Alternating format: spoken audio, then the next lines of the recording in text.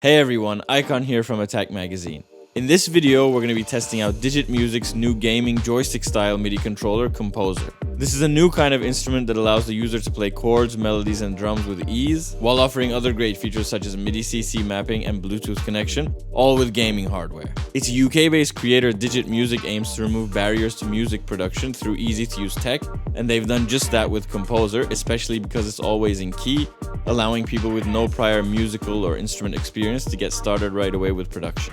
As this is the case, they've been doing lots of work in the fields of education and accessibility to give people more creative opportunities in music. That said, it may sound like Cmpsr is a tool for beginner producers, but there are also lots of ways advanced producers can use it, for example with live performance, and we'll be running through all of the features in this video with music examples. Before we move on, be sure to like this video and subscribe to our channel for all the latest content. In the Cmpsr box, you'll find the unit itself, a USB 2 to USB-C cable, and a sheet from Digit Music containing a barcode for their website tutorial pages and a code to use in their online sample shop to get free sound. Best of all, you can turn the box into a holder for Cmpsr. This is helpful so you don't have to keep one hand on it to hold it steady while using the main joystick control.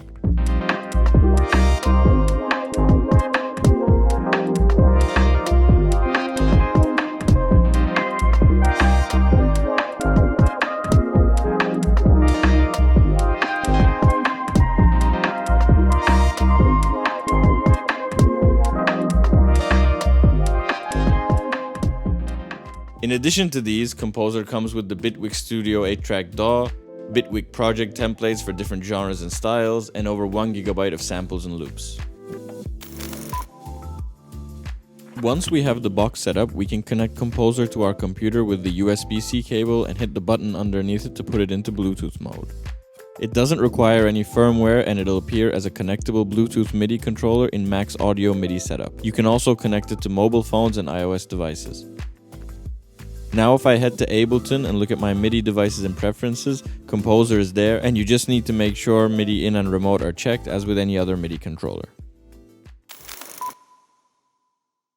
In its main page of controls, Cmpsr is in instrument mode. MIDI notes are played with the joysticks that you can play 8 notes with. The top note is the first or root note in the selected scale, and the bottom is the same note 1 octave higher. Key selection is done in the settings page, but we'll get to that later on. The order of notes isn't clockwise or counterclockwise, but more diagonal, giving you a chance to break out of hand habits and experiment with different kinds of rhythms and melodies. You can move the octave down and up with the 2 bottom buttons. When you're in the central range, both buttons will be yellow, and it'll move more orange as you move up or more green as you move down. You can also add sustain with button 3 here to build up different pitches to create nice walls of sounds.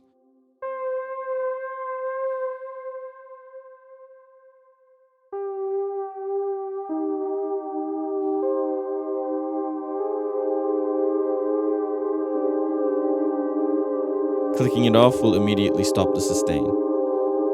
Button 4 is the toggle between note mode and chord mode, which is definitely one of the highlights of the device. With chord mode active, the joystick notes are now full chords.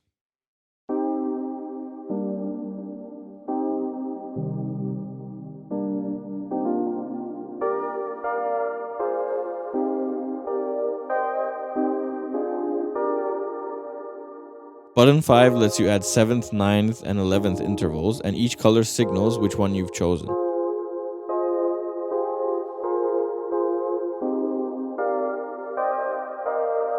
Button 6 lets you switch the chord shape between its root position, first inversion, and second inversion.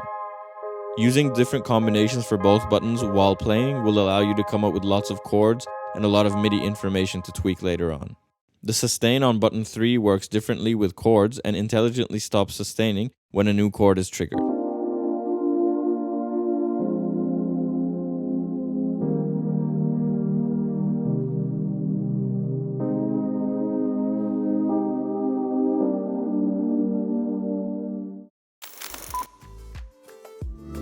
Let's now use Cmpsr to write a quick bass line and chord progression over this UKG style beat. We'll disable chords and lower the octave before recording bass.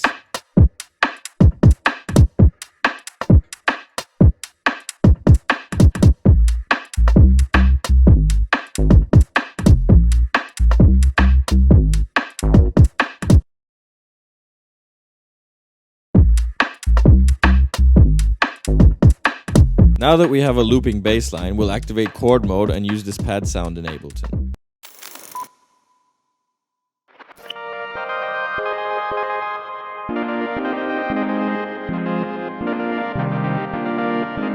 It takes no time to find a progression that works as we're in key, and we'll use the inversions and alternate voicings with buttons 5 and 6 to add variation.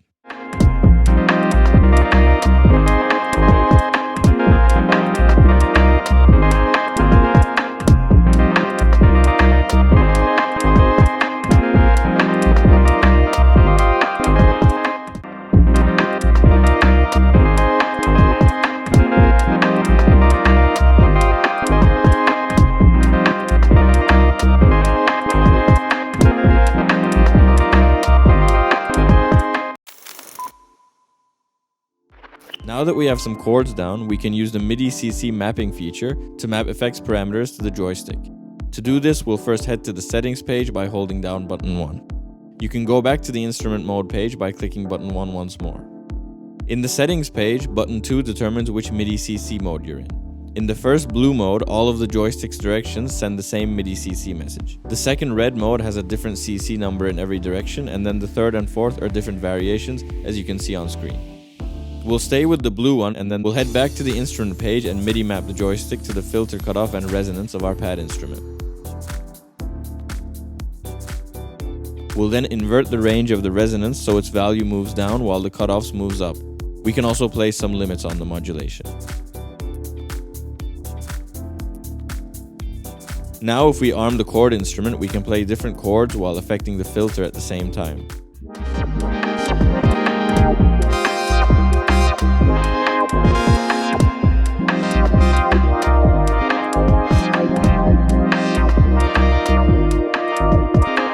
If I unarm the channel and move the joystick, we only get the effects modulation instead. So one way to use this would be to record without mapping any parameters, getting your MIDI chords, and then disarming the channel and just recording automation.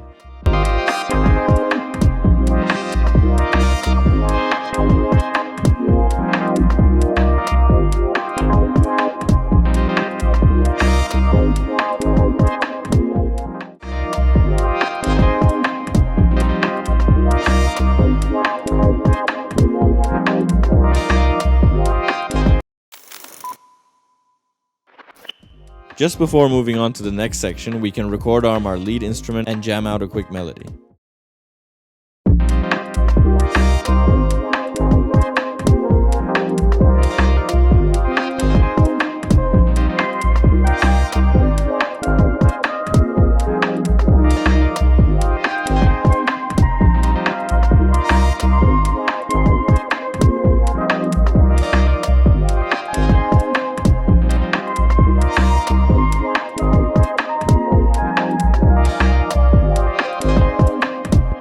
Activating the chord button and using an arpeggiator also works great.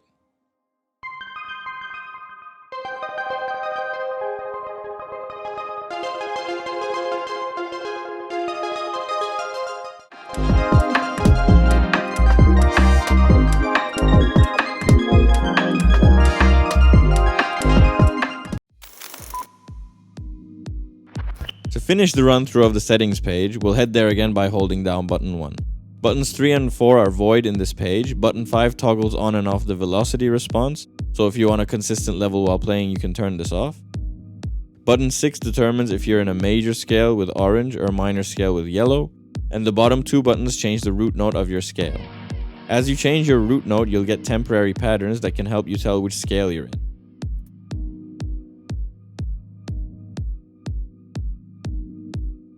Composer's manual contains a page that tells you which key you're in as you change your root note.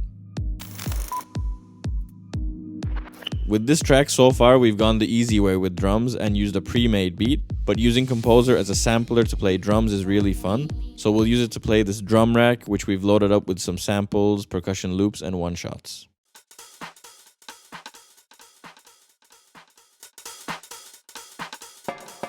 It takes practice to play perfectly in time, but this would be a great way to launch samples live or while recording.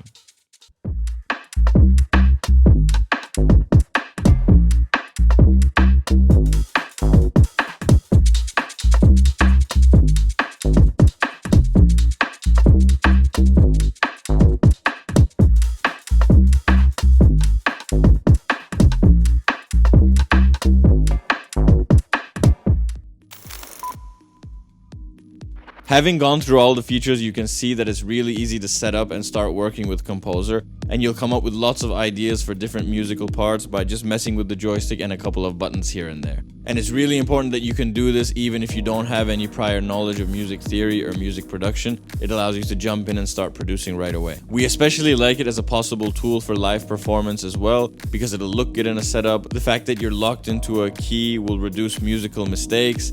Using the joystick for effect modulation is fun and makes you feel like you're actually playing a video game, and much more. In terms of the price, Cmpsr costs £299 and is available for purchase on the Digit Music website. The price may be on the steeper side, but it's similar considering the hardware of other tech companies producing new kinds of MIDI controllers, and among these we could list Rollies, MPE, Seaboards and Blocks, Genki's Wave MIDI Ring, and Voclia's Doubler 2 voice-to-MIDI controller.